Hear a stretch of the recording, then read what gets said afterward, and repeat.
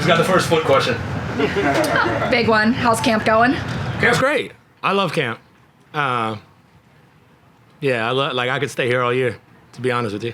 Take us into the bare feet. What's your thought process behind that? What are the benefits of no shoes?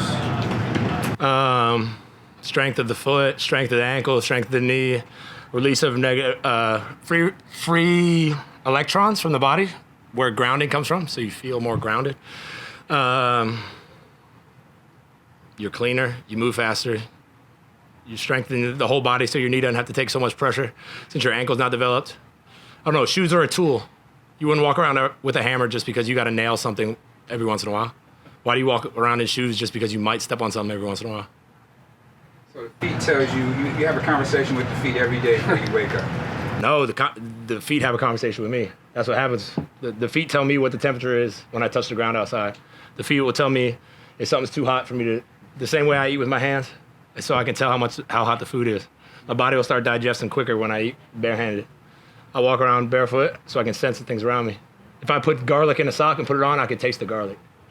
The feet have just as many senses as the hands and the tongue. How did you start down this path? You know, for lack of a better phrase. Well, my mom and dad got together. 9 months later, I popped out. And then I was barefoot, and then somebody came along and ruined it. Society came and ruined it. And then about 8 years ago, I tore my groin. It just wasn't getting back healthy. Found these guys from Australia called Melbourne Muscular Therapy. And I flew them out to Philly when I was with the Eagles at the time. Flew them out. They showed up, no shoes on in Philly. And I'm like, what the hell are y'all doing? Same way y'all look at me, that's how I was looking at them. And they're like, this is what we do. We're always barefoot, except for bathrooms and airports. We train barefoot, so I started training with them barefoot. And at the time, I couldn't walk. I was like ready to retire. And they got me back healthy. Obviously with some other stuff, body work and other training stuff, but the barefoot thing was their thing. So for the next 2 or 3 years, I just trained barefoot. And then I'd say like 2 or 3 years ago, I was just like, what's the point?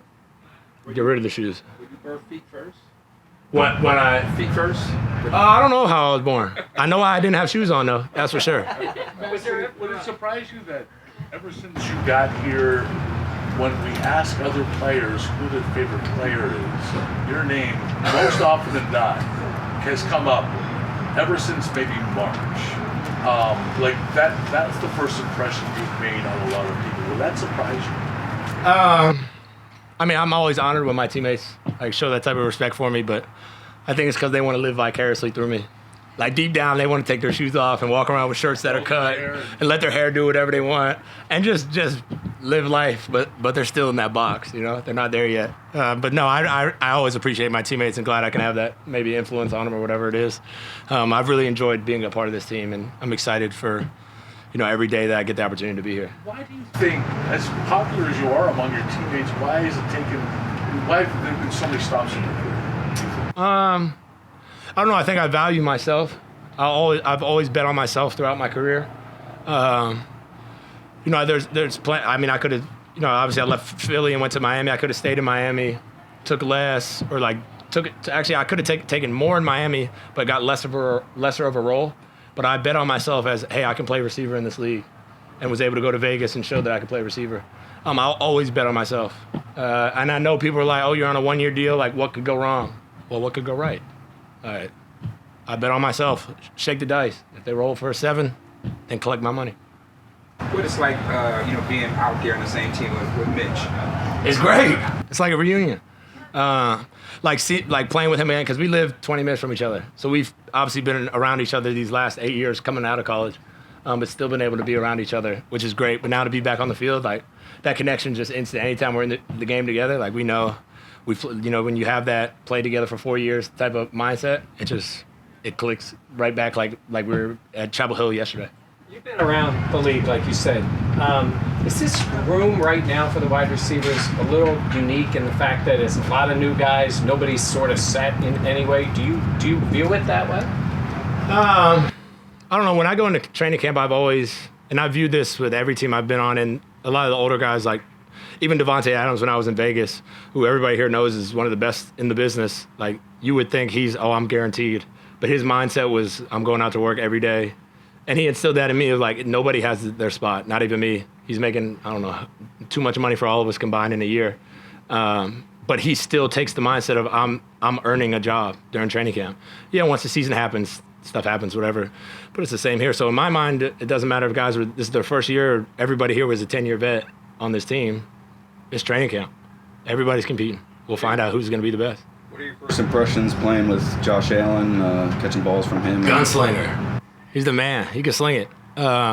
It's great to, obviously I've been on the other side. I've been in Miami watching him sling the rock for touchdowns, and now I get to be on the good side of it, and it's been great. But also the way that he works, the intentionality he has with when he's out there. Obviously, he's a fun, playful guy, but he takes the game very seriously, and I respect that about him, and that's why he's the player that he is. What have you seen out of Keon Coleman? We hear all the time about the jump from college to the NFL. Like, how's he handling it? What's he doing to be successful there? Yeah, he's doing well. Obviously, as a young guy, and the young guys now are a little different because they have a little money in their pockets, coming with the NIL and all that stuff. But he's learned quickly what the NFL is like. Nobody is given anything. There's no free lunch in the NFL. He's gonna have to, and he has earned many things, but he's gonna have to continue. Like I said earlier, every single year you continue to earn your role. Nothing is given to anybody, and he's doing a great job of not only listening but like taking the information and then applying it. So it's been fun to watch. When people ask, because this is the big thing when Stephon got traded, when people ask, how this team is going to replace Stephon Diggs, what would your answer be? I mean, you got to have 11 guys on the field. Obviously, Stephon's a great player. We grew up, 10 minutes from each other in Maryland. But it's not like they stopped the game. No matter who it is, the game doesn't stop. So at some point, somebody has to step up. Whether it's three guys step up to match the yardage he had, or one guy steps up, so be it. Our goal is to win the game. How comfortable are you in Joe Brady's offense? I'm good. It's a mix of a lot of stuff I've done before. But like any offense, you kind of have to, coaches, there's only so many lines you can draw on a page, but every team is just going to call it a different thing. So, the goal is to wipe your memory of older things and completely learn this new thing. But having some sort of background in what it was, the base and the foundation of it, has helped me be able to absorb stuff quicker and kind of erase that old stuff and bring in the new. His philosophy has been about everybody eats on this offense. Yeah. Why can that work for this team? I think because nobody cares who eats. As long as everybody has a plate, it doesn't matter if so-and-so's plate's bigger today. We know at some point your plate's going to be big. Just be ready to eat when it comes. And that's obviously Joe's philosophy, is everybody eats. But that only works if everybody eats, only when nobody cares who eats. Because if people complain, then it doesn't work out. Sorry, going off of that, where do you feel like you fit in here? Wherever Joe wants me to. Like, I can throw too. Yeah. Josh want to get nervous one day, but no, wherever. Like I'll do deep balls. I can do underneath stuff. If I need to be in the run game, so be it. If there's a W at the end of the day, that's all I care about.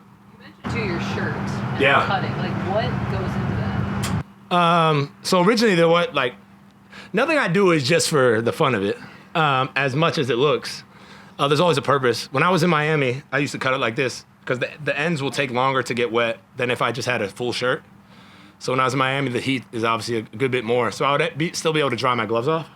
And then it kind of evolved into just to a fashion statement. But it depends. Like if I have scissors for this one. So that, the cut's a little more jagged. It's not as professional as I'd like it to be. If I have a fabric cutter, which is like the little metal wheel, it's smooth. It looks nice. But, you work with what you work with. If you say that. Cutters you're going to be getting from Bills fans? If they send them, I'll use them. I'll use them. Mack, it seems like your personality is infectious. A lot of these guys have a lot of positive things to say about you. And then you talk to Joe Brady. He's like, I took my shoes off for a little bit. Josh Allen says, I'll take my shoes off in the weight room with Mack. How much of a compliment is it to see you say guys are living in the box but start to live life a little bit more outside of the box? Yeah, the guys they're slowly doing it. Like, it seems crazy what I do. And then, like, we're day 4 or 5 into camp, and their feet are killing them. And they take their shoes off, like, oh, I kind of feel better. Why did you wait till day 5? Like, why do you wait till your feet hurt to make them not like to start working on them. Why don't you just take your shoes off? When you go home, you take your shoes off and you exhale because it feels good to have them off. And you're allowed to take them off. So just take them off. So now the guys are slow and I just, look, I got you. And it's stacking up. We got like 30 guys at walkthroughs that are barefoot now. Is there anybody that's the biggest follower of this right now or taking his shoes off a lot more than? Nah, nobody's really, they're not really into it yet. They're not like gonna go walk up there through the cafeteria and all. They're not there yet. When it's snowing out? No, once it gets below like 35, usually I'll put them on. 35. Yeah. Other than that, like I'm pretty fine. Unless it's wet. If it's wet outside, I'll use like wet and cold. It's probably like 40 and below.